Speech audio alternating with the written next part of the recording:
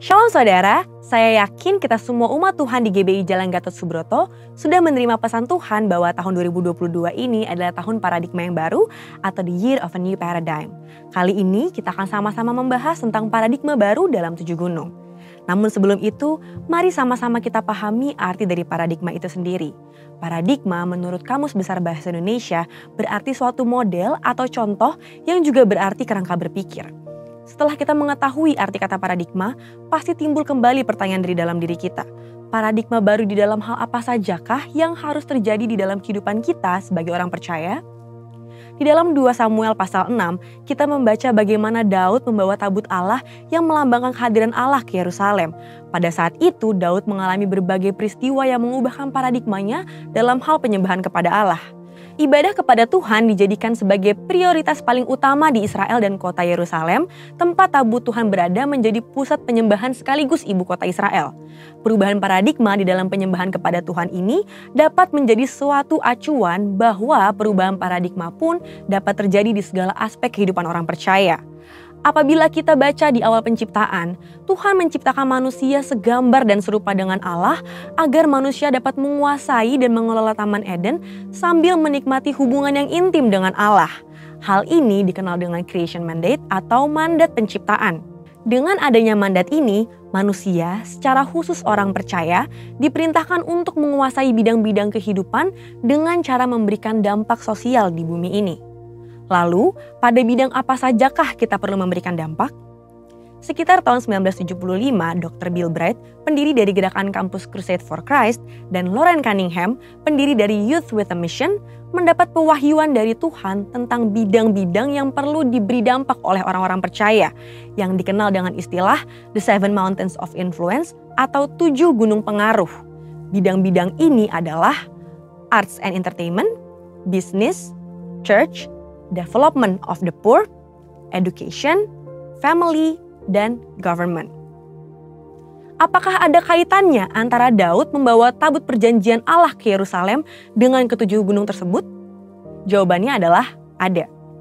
Saudara terkasih, pada saat Daud membawa tabut perjanjian Allah ke Yerusalem, selain merestorasi bentuk penyembahan kepada Tuhan, Daud juga memperbarui bidang-bidang kehidupan lain, yaitu 7 bidang kehidupan tersebut.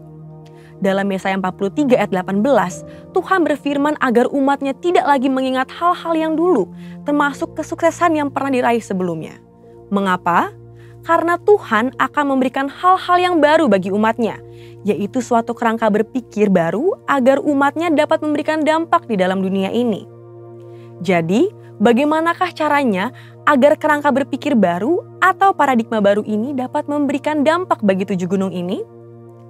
Di dalam Kisah Para Rasul 6 ayat 1 sampai dengan 7 dituliskan mengenai Stefanus, satu dari 7 orang yang dipilih oleh para rasul untuk melayani orang miskin, seorang yang penuh roh dan hikmat. Stefanus tidak dipilih untuk mengajarkan firman atau memberitakan Injil, tetapi Tuhan memakai Stefanus secara luar biasa saat dia melayani orang-orang miskin itu. Dari kisah Stefanus, kita pelajari bahwa kita dapat membuat suatu restorasi dalam bidang di mana kita ditempatkan. Saat kita berjalan dalam kuasa Roh Kudus. Dengan kuasanya, sama seperti Daud membawa tabut Allah ke Yerusalem, kita juga dipakai untuk membawa hadirat Allah dalam setiap bidang kehidupan yang kita geluti. Artinya, kita menghadirkan doa, pujian, penyembahan, dan mengimpartasikan nilai kerajaan Allah atau membawa otoritas yang disertai hikmat ilahi di marketplace.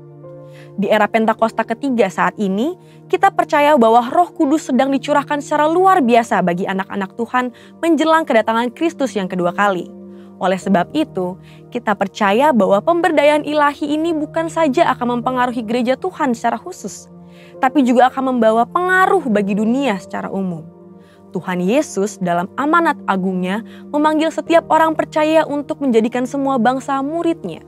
Artinya, kita dipanggil untuk membawa hadirat Tuhan dan membawa perubahan dan pengaruh di dalam pekerjaan, keluarga, tempat pendidikan, media, dunia seni dan hiburan, pelayanan pada kaum marginal, bahkan dalam pemerintahan negara kita.